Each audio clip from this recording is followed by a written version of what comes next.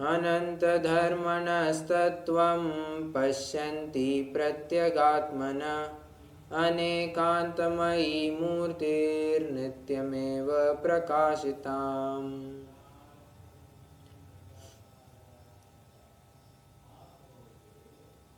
अध्यात्म के नए निश्चय व्यवहार, इस प्रकरण के अंतर्गत हम नयों की चर्चा कर रहे हैं। नयों का सामान्य स्वरूप क्या है, उसे क्यों पढ़ना आवश्यक है, उसकी परिभाषाएं क्या क्या है, इन सब के ऊपर हमने काफ़ी अच्छे से चर्चा की। कल एक परिभाषा कहते कहते रह गया, इन द सेंस अभी याद में आ गई, कल नहीं कही गई थी। नए की एक और परिभाषा है, मतलब शाब्दिक परिभाषा या शाब्दिक अर्थ आप अगर कहना चाहे तो उस प्रकार से ले सकते हैं। नयति इति नयः, क्या ये महत्वपूर्ण है, लिखेंगे सभी जन। नयति इति नयः मतलब, नयति मतलब ले जाता है, जो ले जाता है उसे नय कहते हैं। कहाँ ले जाता है? एक विशिष्ट अपेक्षा की तरफ, एक विशिष्ट धर्म की तरफ। धर्म मतलब मैं किसी संप्रदाय की बात नहीं कर रहा हूं, एक विशिष्ट गुण की तरफ, एक विशिष्ट कैसे कहूं अभी, अंश की तरफ जो ले जाता है उसे नय कहते हैं। ठीक है, मैंने कई सारे शब्दों का प्रयोग किया। मैंने अपेक्षा कहा, मैंने धर्म कहा, मैंने गुण कहा, मैंने अंश कहा। ये फिलहाल के लिए आप एकार्थवाची ले सकते हैं। जो वस्तु के किसी एक अंश को ग्रहण कराए उसे नय कहते हैं। ठीक है, फिर वो अंश कैसा भी हो सकता है। चलिए, तो ये भी परिभाषा हमारे ध्यान में होनी चाहिए।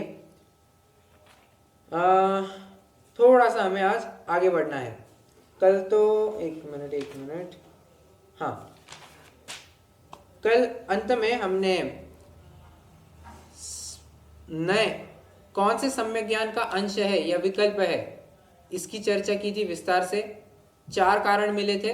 एक तो केवल ज्ञान तो सकल ग्राही होने से उसमें नए लगते नहीं। अवधि मन परे ज्ञान भी एक देश प्रत्यक्ष होने से जो कुछ जानते हैं स्पष्ट जानते हैं, अतः उनमें भी अस्पष्टता नहीं होती, नए नहीं लगते हैं। मति ज्ञान भी जितना जानता है स्पष्ट जानता है, इंद्रियों के माध्यम से जितना जानता है स्पष्ट जानता है। मन के माध्यम से वो ज्यादा देर तक प्रवृत्त नहीं हो पाता है, अतः वो मन के द्वारा जब भी प्रवृत्त होता है वो अपना सारा काम बाद में श्रुत ज्ञान को हैंड ओवर कर देता है और फिर श्रुत ज्ञान उसमें विचार आदि काम करता है। मति ज्ञान वर्तमान ग्राही होता है, श्रुत ज्ञान भूतग्राही और भविष्यग्राही भी होने से उसमें कुछ ना कुछ अस्पष्टता तो बनी होती है। मन के माध्यम से प्रवर्तता है, अस्पष्टता बनी रहती है, अतः थोड़ा उसमें और विशेष जानने की इच्छा होती है और इसी वजह से श्रुत ज्ञान में नए लगते हैं। श्रुतोर विकल्पा नया, इस परिभाषा को हमने समझा था। आज हमें यह देखना है कि नए वास्तव में कितने हैं। आपने कभी सुना होगा नए 2 होते हैं, कभी सुना होगा नए 3 होते हैं, कभी 7 होते हैं, 47 होते हैं, कभी 8 होते हैं। कितने हैं, कितने वास्तव में ये तो बताइए। तो देखिए, अलग अलग अपेक्षाएं हैं। किसी अपेक्षा से आपको 2 नए ऐसे भी मिलेंगे। ठीक है, 2 नए कहां पर मिलेंगे? अरे निश्चय नए और व्यवहार नए, या किसी अपेक्षा से द्रव्यार्थिक नए और पर्यार्थिक नए, ऐसे 2 नए भी कह सकता हूं। ये थोड़ा सा महत्वपूर्ण है, मतलब इंफॉर्मेटिव बात है परंतु महत्वपूर्ण है। ये ज्ञान में होनी चाहिए ये बातें। तो मैं जब भी कहता हूं कि 2 नए हैं, मतलब जिनागम में 2 नए बताए हैं, या तो मैं निश्चय व्यवहार की बात कर सकता हूं अथवा मैं द्रव्यार्थिक पर्यार्थिक की बात कर सकता हूं। ठीक है, जब मैं कहता हूं 3 नए हैं तो 3 नए कौन से? ज्ञान नए, शब्द नए, अर्थ नए। हमारी जिसकी चर्चा नहीं चल रही है मैं उसके बारे में ज्यादा खुलासा नहीं करूंगा, सिर्फ आपकी जानकारी के लिए बता रहा हूं। ज्ञान नए, शब्द नए, अर्थ नए। हाँ, अगर आप जानना चाहे तो आप पूछिएगा, मैं उस हिसाब से बताऊंगा। हाँ, 4 नए भी कभी 4 नए नहीं कहे जाते, 5 नए कहे जाते हैं। कौन से? ये हमें पंचाध्यायी में 5 नयों की चर्चा मिलेगी, जो कि हम अपने 8 नयों की रेगुलर चर्चा के बाद करने वाले हैं। ठीक है, परंतु आप चाहे तो सिर्फ इतना लिखकर रख सकते हैं 5 नयों की भी चर्चा मिलती है पंचाध्यायीकार पांडे राजमल जी की अपेक्षा से। ओके, 7 नए भी मिलते हैं। कहाँ? तत्वार सूत्र के पहले अध्याय के 33वें अर्थात अंतिम सूत्र में ये 7 नयों की बात आती है। नैगम, संग्रह, व्यवहार, रुजुसूत्र, शब्द समभिरूढ़ एवं भूता नया। 7 नए बताए हैं। नैगम नए, संग्रह नए, व्यवहार नए, रुजुसूत्र नए, शब्द नए, समभिरूढ़ नए और एवं भूत नए। ये 7 नए आगम में बताए हैं। ठीक है, 8 नए अभी जिनकी हम चर्चा करने वाले हैं। 8 नयों के नाम बस मैं, चलिए ठीक है, बताता भी नहीं हूँ, बाद में ये रखता हूँ, या फिर चलिए बता देता हूँ। उपचरित, असद्भुत, व्यवहार ने, अभी कोई लिखेगा नहीं, ये 8 नयों के नाम अभी कोई नहीं लिखेगा, बस बता के रख रहा हूँ। उपचरित असद्भुत व्यवहार ने, अनुपचरित असद्भुत व्यवहार ने, उपचरित सद्भुत व्यवहार ने, अनुपचरित सद्भुत व्यवहार ने, अशुद्ध निश्चय ने, एक देश शुद्ध निश्चय ने, साक्षात शुद्ध निश्चय ने अथवा पूर्ण शुद्ध निश्चय ने और परम शुद्ध निश्चय ने। ठीक है, ये 8 नयों की भी चर्चा आती है और 47 नयों की भी चर्चा आती है। कहाँ पर? प्रवचन सार के परिशिष्ट में बराबर 47 नयों की चर्चा की है, तो वो भी प्रकरण पठनीय है। और कितने और नयों के भेद हो सकते हैं क्या? हाँ बिल्कुल हो सकते हैं। अरे जितने जितने वचन उतने उतने नए। देखिए आपको पढ़ करके ही दिखाता हूं मैं। तो किसी अपेक्षा से नए संख्यात भी हो सकते हैं, किसी अपेक्षा से नए असंख्यात भी हो सकते हैं, किसी अपेक्षा से नए अनंत भी हो सकते हैं। ठीक है, संख्यात कैसे हो सकते हैं? अरे कितने ही संख्यात वचन निकलते हैं, तो जितने वचन उतने नए बन जाएंगे, उतने नएवाद होंगे। ठीक है, असंख्यात कैसे हो सकते हैं? अरे जीव के परिणाम कितने बताए हैं? बोलिए, जीव के परिणाम कितने बताए हैं? असंख्यात लोक प्रमाण, हाँ बराबर, असंख्यात लोक प्रमाण जीव के परिणामों का रेंज बताया है। तो जितने परिणामों का रेंज उतने नए बनेंगे, एक परिणाम को पकड़ने के लिए एक नए। ओके, किसी अपेक्षा से कहेंगे कि जीव रागी है, किसी अपेक्षा से कहेंगे कि जीव अरागी है, परिणाम में फर्क पड़ेगा। ठीक है, और किसी अपेक्षा से अनंत नए भी कहे जा सकते हैं। अब अनंत नए कैसे कहेंगे? अरे इस संपूर्ण लोक में अनंत जीव है, और हमने एक परिभाषा पढ़ी है नए की, ज्ञातुर अभिप्रायो नया। अब जो जीव जिस हिसाब से विचार करेगा वो उस हिसाब से नए लगाएगा। हाँ, वो नए कुने भी हो सकता है, सम्यक नए भी हो सकता है, परंतु कहने की बात इतनी है कि अनंत नए भी हो सकते हैं। ठीक है,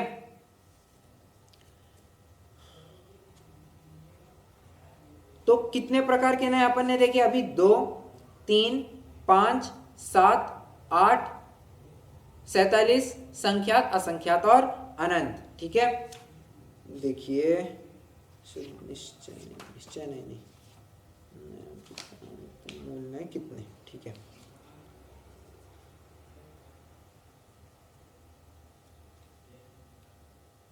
देखिए गोमट सार व आपके पास अगर परम भाव प्रकाशक नए चक्र होगा तो उसमें पेज नंबर 33 पर आ जाएंगे, वहां पर बराबर सब खुलासा किया है।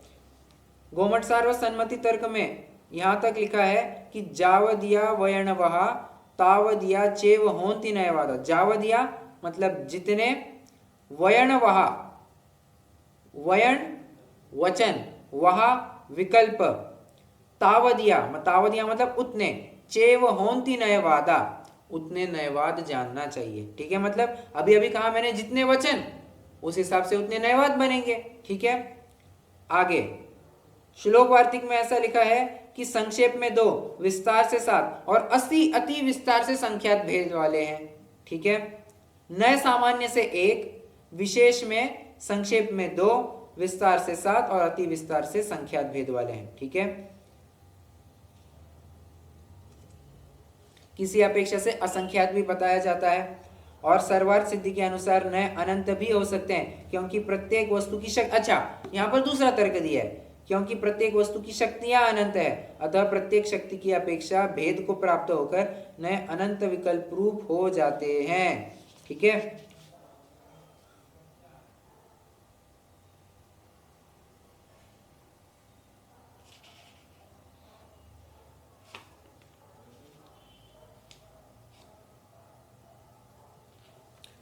कितने जनों को ये बात जम गई? मतलब हाँ, समझ में आ गया कि हाँ, नए इतने प्रकार के हो सकते हैं। एक छोटा सा एडिशन वहां कर देना, सामान्य से नए एक प्रकार का भी बताया है, नए सिर्फ नए अपेक्षा।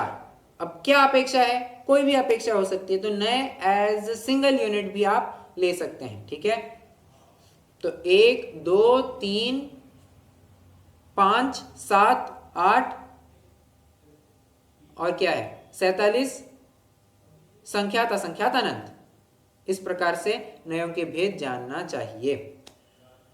ओके, आज हम अभी हम थोड़ा और आगे बढ़ते हैं। प्रश्न है मेरा, ठीक है, नए यह सम्यक ज्ञानियों के होते हैं। क्यों? क्योंकि सम्यक ज्ञान ही के अंश को नए कहते हैं। फिर से थोड़ा सा ऊपर से एक फ्लो में फिर से आते हैं। हमने क्या कहा? सम्यक ज्ञानम प्रमाणम, प्रमाण है सो सम्यक ज्ञान है, सम्यक ज्ञान है सो प्रमाण है। ठीक है, अब उस प्रमाण के अंश को नए कहते हैं।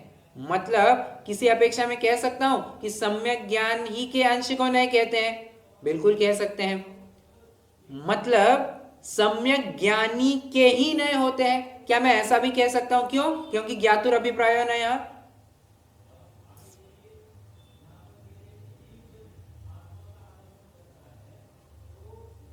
हाँ ना, कुछ तो बराबर। तो प्रश्न है मेरा, यहां पर ज्ञानी मतलब कौन सा ज्ञानी समझना? जिसको अनुभव हुआ है वह, मतलब अनुभव मतलब आत्मानुभव हुआ है, जो सम्यक दृष्टि है, वैसा ही ज्ञानी चाहिए या दिक्कत हो सकती है? मतलब कोई और दूसरा ज्ञानी भी चलेगा? प्रश्न है मेरा,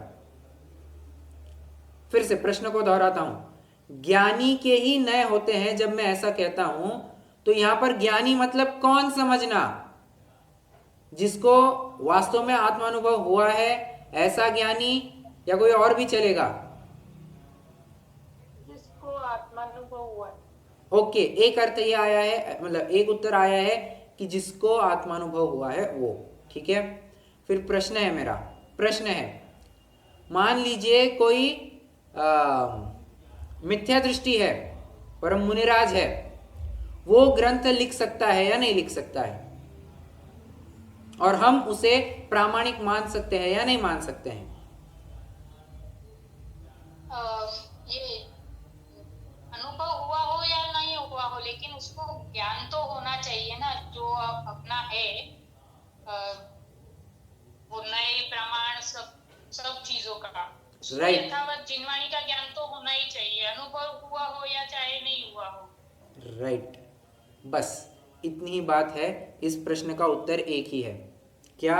अनुभव चाहे हुआ हो ना हुआ हो फर्क नहीं पड़ता है। देखिए, ज्ञानी, सम्यक ज्ञानी दो प्रकार के होते हैं। क्या कहा? ये थोड़ा लिखिए, महत्वपूर्ण है, क्योंकि इसी मुद्दे को लेकर के समाज में कई सारी भ्रांतियां चल पड़ी है। वो क्या भ्रांतियां चल पड़ी ये भी थोड़ा बता दूंगा मैं आपको, पर पहले समझ लेना कि सम्यक ज्ञानी दो प्रकार के होते हैं। एक आगमाश्रित सम्यक ज्ञानी और एक अनुभवाश्रित सम्यक ज्ञानी। दो दो फिर से दो प्रकार के ज्ञानी कह रहा हूं मैं, एक आगमाश्रित, एक अनुभवाश्रित। अनुभवाश्रित सम्यक ज्ञानी मतलब वो जिसके साथ सम्यक दर्शन पाया जा रहा है, सम्यक दर्शन भी है अतः उसके पास सम्यक ज्ञान भी है। परंतु आगम आश्रित सम्यक ज्ञानी की बात, मतलब आगम आश्रित सम्यक ज्ञानी वो होता है जिसको बराबर से जिनवाणी में क्या कथन आया है, क्या बात आई है, इसकी पहल कर सकता है, अपेक्षाओं को समझ सकता है, समझा सकता है। ऐसे आगमाश्रित ज्ञानी को भी सम्यक ज्ञानी कहते हैं। और प्रश्न है मेरा, क्या हम किसी का ये व्यवहार सम्यक ज्ञान हुआ आगम आश्रित, और अनुभव आश्रित वो निश्चय सम्यक ज्ञान। आप वैसा भी कहिए, कोई दिक्कत नहीं है।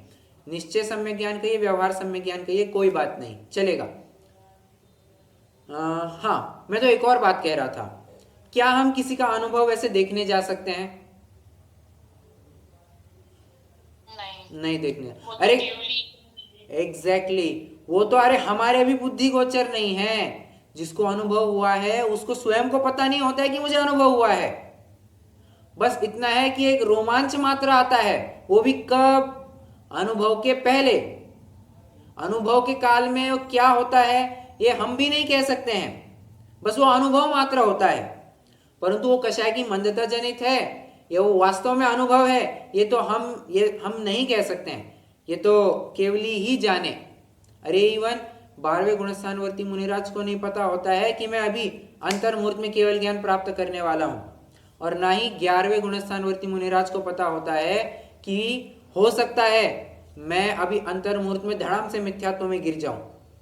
और मिथ्यात्व में गिर जाते हैं, उनको पता नहीं चलता है। मिथ्यात्व से उठ करके पुनः छठे सातवें में आ जाते हैं, उनको पता नहीं चलता है। तो अनुभव तो पकड़ ही नहीं सकते अपन।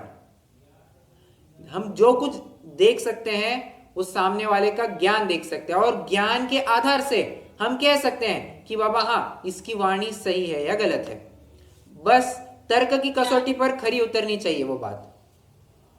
क्या ये सब जो हो रहा है 11 से नीचे आते हैं और उनको मालूम नहीं पड़ता, वो सब मन का खेल है कि अबुद्धि पूर्वक का ही खेल है? वो सब मतलब जो होता है, संसार जो भी होता है वो बुद्धि पूर्वक तो होता ही नहीं है, अबुद्धि पूर्वक होता है। लेकिन मन से होता है कि ऐसे ही कर्मों का वो जो हो कर्म जाता का है? उदय, कर्म का उदय आ गया। अच्छा, वो मन से नहीं होता है कि कभी मन में ऐसे विचार आ जाते हैं जैसे तो गुणस्थान गिर गया, ऐसा नहीं ना? देखिए, अब आपको मन कहने की अपेक्षा मैं थोड़ा सा शब्दों को सुधारना चाहता हूं। आप दोनों तरफ से लगा लेना। एक तो जीव के पुरुषार्थ की कमी आपको यह भी मानना पड़ेगा। पॉइंट नंबर 2, उसी के साथ साथ कर्मों का उदय भी आना था। देखिए, जीव के पुरुषार्थ की कमी और कर्मों का उदय, दोनों का टाइमिंग इतना परफेक्ट होता है कि आप जो कारण देना चाहते हैं वो दे सकते हैं, कोई दिक्कत नहीं है। तो आप ऐसा भी कह सकते हैं कि पुरुषार्थ की कमी हो गई, इसलिए वो 11वें से धड़ाम से नीचे उतर गया और कर्मों का उदय आ गया, ये भी एक कारण हो सकता है। तो दोनों तरफ से। लेकिन मुख्य कारण तो पुरुषार्थ की कमी होगी ना। एग्जैक्टली उनका कोई रोल नहीं होता। कर्म तो निमित्त मात्र कहना पड़ेगा, बराबर, क्योंकि सुधरना हमें है ना, तो गलती भी हमारी दिखाई जाएगी। कोई कर्मों की गलती नहीं दिखाई जाएगी, कर्मों ने तुमको गिराया, तुम्हारी पुरुषार्थ की कमी थी, यही बताया जाएगा। परंतु हाँ, जो एकदम नया नया जीव है उसको तो यही समझाया जाएगा, देखो कर्मों की वजह से वो नीचे गिर जाता है, कर्मों से डरो। कर्मों से तो 11वें गुणस्थान में पहुंचा था, वो पहले गुणस्थान में भी आ जाता है, कर्मों से थोड़ा डरना चाहिए। तो अपेक्षा, इसमें भी अपेक्षा समझनी चाहिए। देखो ठीक है, तो मैं तो क्या कह रहा हूं कि अनुभव तो हम किसी का देखने नहीं जा सकते हैं, ना ही हम स्वयं का अनुभव भी पकड़ सकते हैं। तो कोई अनुभवाश्रित सम्यक ज्ञानी है नहीं है, इससे अपन को क्या लेना देना। हमारा प्रयोजन क्या है, सामने वाला व्यक्ति हमको बराबर से जिनवानी की एक एक अपेक्षा को, एक एक परत को खोल करके दिखाए, एक एक बात को समझा करके दिखाए, बस वो हमारे लिए कार्यकारी हो गया, वही हमारे लिए गुरु हो गया। ठीक है, अब मान लीजिए मैं सम्यक दृष्टि नहीं हूं, मैं ये नहीं कह रहा हूं मैं मिथ्या दृष्टि हूं, मैं ये कह रहा हूं मान के चलिए मैं सम्यक दृष्टि नहीं हूं, ठीक है। तो क्या आप मेरे से चर्चा करना बंद कर देंगे? नहीं। अच्छा, थोड़ा और आगे मान के चलिए आचार्य कुंद कुंद, अब वे सम्यक दृष्टि है नहीं है, हम तो जान सकते हैं नहीं। मान लीजिए वे सम्यक दृष्टि ना होते, वे मात्र द्रव्यलिंगी होते, मिथ्यात्व अवस्था में होते, तो क्या हम उनका समयसार स्क्रैप कर देते? मतलब क्या हम समयसार को पढ़ते नहीं? पढ़ते, वो भगवान की वाणी है ना, वो वाणी तो भगवान की है, ऐसे करके बराबर, चाहे कोई भी बोले। राइट। वो व्यक्ति मीडिएटर मात्र है, वो अनुभवाश्रित हो या ना हो, उससे क्या लेना देना, तुम्हें तो मूल माल से मतलब है। चाहे फिर खुद ओनर आकर के तुमको माल बेचे या उसका एजेंट आकर के माल बेचे, तुमको तो माल से मतलब है ना। चाहे साक्षात भगवान आकर के तुमको उपदेश देवे या अपने कोई बंदे बंदे भेजे, मतलब हाँ, अपना उपदेश किसी को प्रोपोगेट करे और वो प्रोपोगेशन आगे चलता रहे, ठीक है, तो उस माध्यम से हमको ज्ञान हो, क्या फर्क पड़ता है। मूल तो हमें ज्ञान होने से मतलब है, ठीक है। तो इसलिए ये हट बिल्कुल नहीं रखना चाहिए कि वक्ता तो आत्मानुभव किया वाला होना ही चाहिए। और आज भी कई लोग ऐसे हैं जो बस इसी आड़ में बैठ जाते हैं कि गद्दे मतलब प्रवचन गद्दी पर गुरुदेव के अलावा और कोई नहीं बैठेगा। गुरुदेव सम्यक दृष्टि थे, बस उन्हीं को प्रवचन करने का अधिकार है, बाकी उस गद्दी पर प्रवचन गद्दी पर कोई नहीं बैठ सकता। अतः वे क्या करते हैं, गुरुदेव की प्रतिमा सामने रखते हैं, सीढ़ी प्रवचन चलाते रहते हैं और सम्यक दृष्टि साक्षात हमें बोल रहा है ऐसा समझते हैं। ये बिल्कुल गलत है, सरासर गलत है। अरे अजान मानो गुरु नहीं होगे, गोमट सर में गाथा ही है, अजान मानो गुरु नहीं होगे। हो सकता है कि गुरु अज्ञानी ही बना रहे और चेला माने उसका शिष्य आगे बढ़ जाए, ऐसा भी संभव है, कोई दिक्कत नहीं है, ठीक है। बात तो इतनी है कि चाहे आगमाश्रित अनुभवाश्रित सम्यक ज्ञानी हो या ना हो, परंतु नयों को समझने के लिए एक यथा योग्य गुरु के पास ही जाना चाहिए। हाँ, अगर स्वयं ही गुरु बन गए, स्वयं की ही यथार्थ बुद्धि है तो नयों को समझे, कोई दिक्कत नहीं है।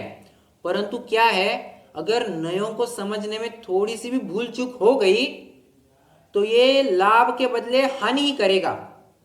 अत्यंत निशित धारम जिनवरस्य नय चक्रम, कहां पर आई ये बात? ये बात आती है पुरुषार्थ सिद्धि उपाय में। अत्यंत निशित धारम दुरासदम जिनवरस्य नय चक्रम, कह रहे हैं कि निशित धार मतलब तलवार की धार पर चलने समान है। ये थोड़ा सा भी हिल गए, चूक गए, बस कट मरना है हमें। इसलिए नयों को पढ़ना है तो अत्यंत सावधानी पूर्वक एक गुरु की शरण में जाकर के ही पढ़ना। गुरुवो भवन्ति शरण प्रबुद्ध नय चक्र संचारा, क्या कहा? गुरुवो भवन्ति शरण प्रबुद्ध नय चक्र संचारा। नय चक्र, चक्र माने समूह, नयों को समझने के लिए एक योग्य गुरु के पास जाओ और समझ लो, क्योंकि उसको बराबर ज्ञान है कि सामने वाला व्यक्ति कहाँ चूक सकता है, कहाँ वो धोखा खा सकता है, ये सब बातें उसको ज्ञान में है, अतः वो तुम्हें बराबर से गाइड करेगा, ठीक है। चलिए, तो ये एक प्रकरण हमने पूरा किया कि आगमाश्रित और अनुभवाश्रित सम्यक ज्ञानी, इस प्रकरण को लेकर के, ठीक है।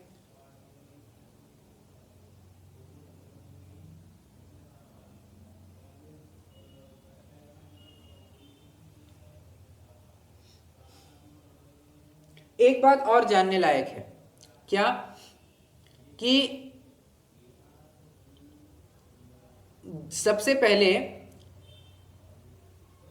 अच्छा, सम्यक तो प्राप्त करने से पहले हर कोई व्यक्ति मिथ्या तो होता है, मिथ्या दृष्टि होता है। पहली बार सम्यक तो प्राप्त कर रहा है, उसके पहले तो हर कोई जीव मिथ्या दृष्टि होता ही है। तो मिथ्या दृष्टि होता है तो उस केस में वो जो भी विषय जानेगा वो आगमाश्रित सम्यक ज्ञान के बल पर ही जानेगा। उसके बाद वो आत्मा का अनुभव करेगा और फिर उसके जो नए है वो सम्यक ज्ञानी के नए या अनुभवाश्रित सम्यक ज्ञान के नए कहलाएंगे। क्या कहा मैंने? एक प्रोसेस बताई आपको। सबसे पहले होगा अनुभवाश्रित सम्यक ज्ञान के नए, उसके बाद एक्सट्रीमली सॉरी, सबसे पहले आगम के द्वारा ज्ञान करके आगमाश्रित नए होंगे, नयों की प्रवृत्ति होगी। उसके बाद में नयों की प्रवृत्ति भी हट जाएगी, अनुभव मात्र रहेगा। और अनुभव होने के बाद जो पुनः नयों में प्रवृत्ति होगी उसे कहेंगे कि सम्यक ज्ञानी नयों में प्रवृत्त हुआ, उसी को कहेंगे सम्यक ज्ञानी के नए, इसी को कहेंगे अनुभवाश्रित सम्यक ज्ञानी के नए। समझ में आ रही है बात?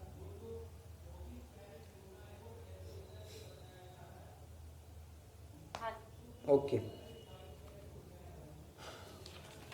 चलिए अब एक छोटा प्रकरण देखना है हमें कि जिनागम में या कहाँ कहाँ पर हमें नयों के प्रकरण मिलते हैं, मतलब ऐसे क्या क्या प्रकरण है जो हमको पढ़े बिना, मतलब जिनको समझना होगा तो हमें नयों को जानना बिल्कुल आवश्यक है। नयों को नहीं समझेंगे तो हम वो प्रकरणों को नहीं ही समझ पाएंगे। ऐसे कुछ उदाहरण या ऐसे कुछ दाखले मिलते हैं क्या, तो इसके बारे में अब थोड़ी चर्चा करते हैं। वैसे कल थोड़ा सा प्रकरण आया ही था कि नयों को जानना आवश्यक क्यों है, परसों की कक्षा में, परंतु आज कुछ और अन्य अन्य तर्क दूंगा मैं, ठीक है।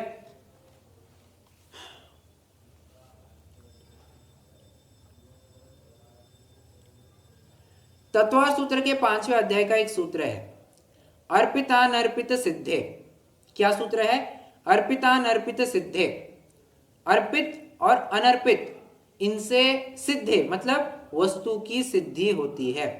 क्या है अर्पित और क्या है अनर्पित? अर्पित माने मुख्य, अनर्पित माने गौण।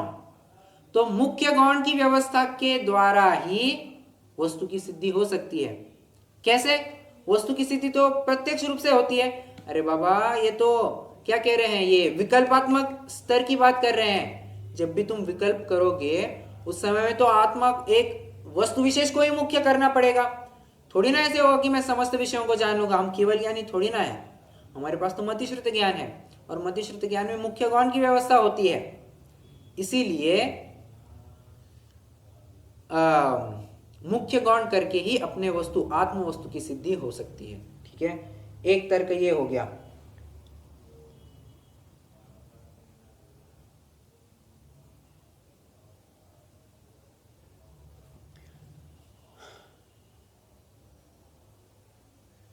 एक और बात है, क्या सर्वथा यह शब्द हमेशा झूठा या क्या कहना चाहिए, एकांत, मिथ्या एकांत का ही सूचक नहीं हुआ करता है। क्या कहा? सर्वथा यह हमेशा जहर का काम नहीं करता है।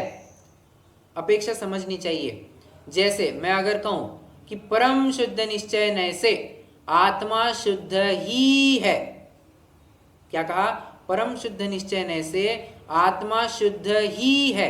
अब मैंने ही कहा मतलब मैंने सर्वथा की अपेक्षा सर्वथा बात कही है, परंतु ध्यान रखना मैंने अपेक्षा से मतलब क्या कहना चाहिए, एक नलीफायर लगा दिया है। भले ही आपको आउटपुट माइनस में दिख रहा होगा, परंतु मैंने पहले ही उसको नलीफाई करने के लिए एक और दवाई लगा के रखी है। कई बार होता है ना, लोगों को बहुत सारी दवाइयाँ खाने से एसिडिटी की दिक्कत होने लग जाती है। तो वो एसिडिटी की भी दिक्कत ना हो इसलिए डॉक्टर एक एसिडिटी की भी दवाई दे देते हैं, बराबर। उसी तरह मैं सर्वथा यह शब्द कह तो रहा हूं, परंतु साथ ही साथ मैंने वो सर्वथा शब्द का इफेक्ट जीरो हो जाए इसलिए स्यात् यह शब्द लगा दिया है। स्यात् शब्द से सर्वथा इस जहर को परिष्कृत किया जा सकता है, ठीक है। ये एक बात हो गई। एक स्वरूप संबोधन स्तोत्र है। स्वरूप संबोधन स्तोत्र का जानते हैं शुरुआत कैसे हुई है? कहते हैं मुक्ता मुक्तय का रूपोय। क्या कहा? मुक्ता मुक्तय का रूपोय मतलब यह आत्मा चेतन भी है और अचेतन भी है। क्या कहा? आत्मा चेतन भी है और अचेतन भी है। ये तो बात कुछ पल्ले नहीं पड़ी। कैसे?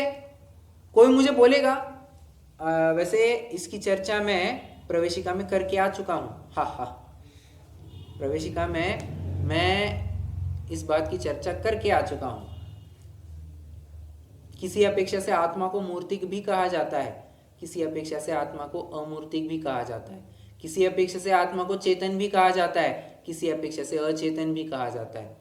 अचेतन का इसमें हमें बहुत दिक्कत होती है। कैसे? वो संसारी दशा में है तो उसके साथ कर्म आ रहे हैं इसलिए उसको मूर्तिक कहा है। ठीक है, ये भी चलेगा, परंतु क्या मैं सिद्धों को भी अचेतन कह सकता हूं? कह सकता हूं कैसे? मैं सिद्धों को भी अचेतन कह सकता हूं। दूसरों की अपेक्षा, दूसरे जीव की अपेक्षा वो अचेतन है ऐसे? नहीं नहीं नहीं, अपने ही अपेक्षा से, अपने में ही रह करके मैं सिद्ध भगवान को चेतन भी कह सकता हूं, अचेतन भी कह सकता हूं। अब बोलिए।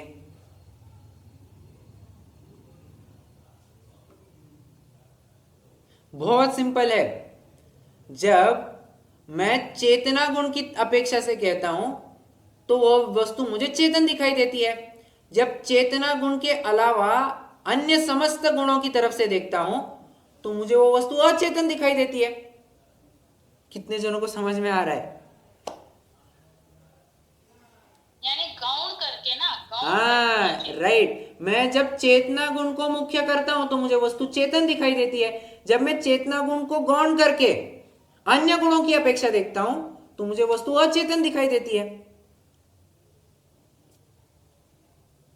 जैसे जैसे मैं चेतना गुण नहीं देख रहा हूं, मैं सुख गुण देख रहा हूं, तो सुख गुण से देखने पर मुझे आत्मा सुखी दिखाई देगा।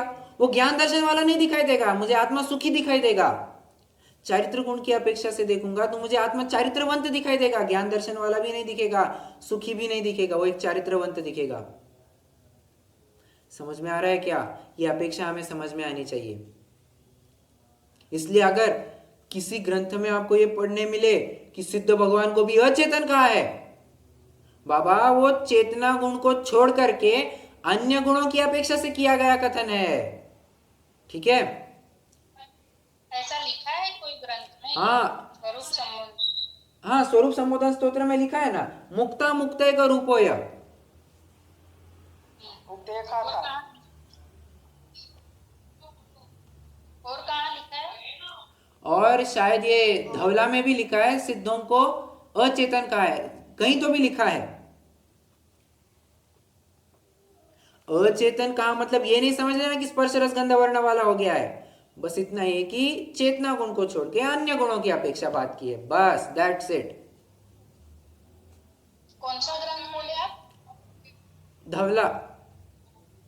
धवला में? देखना, मैं चेक करके बताऊंगा, कंफर्म नहीं है, बट जहां तक मैं याद कर पा रहा हूं धवला में ये आधार आया है कहीं तो।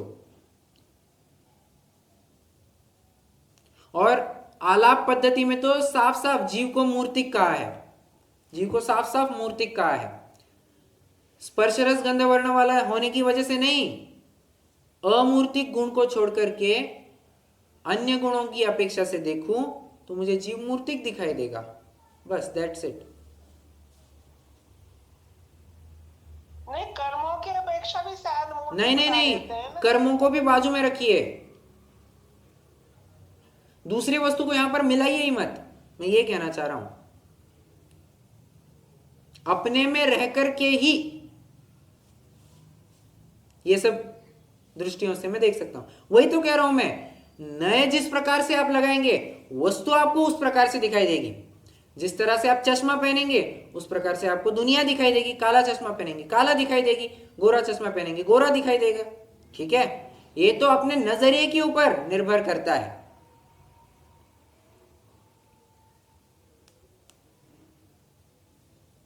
ठीक है?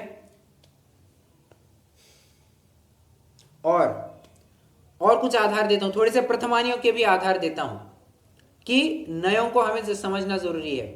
सेठ सुदर्शन, सब सीन आपके सामने खड़ा कीजिए। नग्न अवस्था में थे, उनको उठाया गया, रानी के महल में पटक दिया गया। अब शील की रक्षा करने के लिए क्या किया जाए? सेठ सुदर्शन ने कहा मैं तो नपुंसक हूं, जबकि नपुंसक थे क्या? नहीं।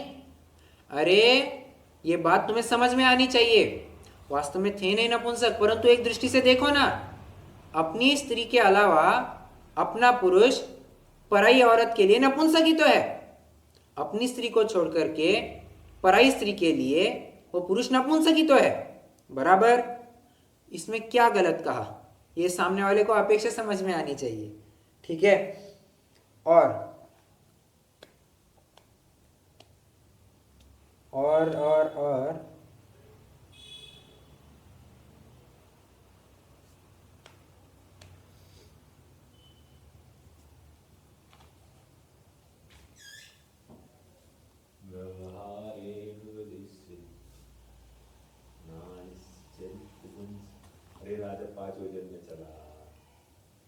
हाँ, एक और आधार आता है, समयसार की 46वीं गाथा है। 46वीं गाथा है, उसकी टीका है कि यह राजा 5 योजन में चला है। क्या आता है? यह राजा 5 योजन में चला है। प्रश्न है मेरा, राजा क्या 5 योजन की, मतलब उसका साइज 5 योजन का है क्या? 5 फीट का वो राजा 5 योजन में कैसे चल सकता है? तो सेना को भी राजा ही उपमा दे दी जाती है। ठीक है, तो ये अपेक्षा समझनी चाहिए।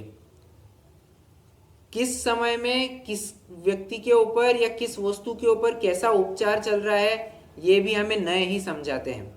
अगर ये उपचार भी ना समझे तो फिर कोई वास्तव में ये मान लेगा कि राजा 5 योजन की साइज वाला है। अरे 5 योजन की साइज वाला हो ही नहीं सकता राजा, बराबर है।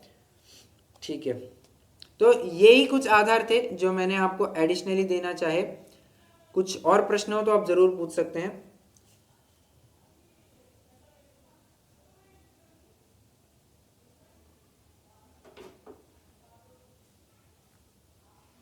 है किसी को कोई प्रश्न? नहीं तो अभी रुकते हैं, जिनवाणी स्तुति करेंगे और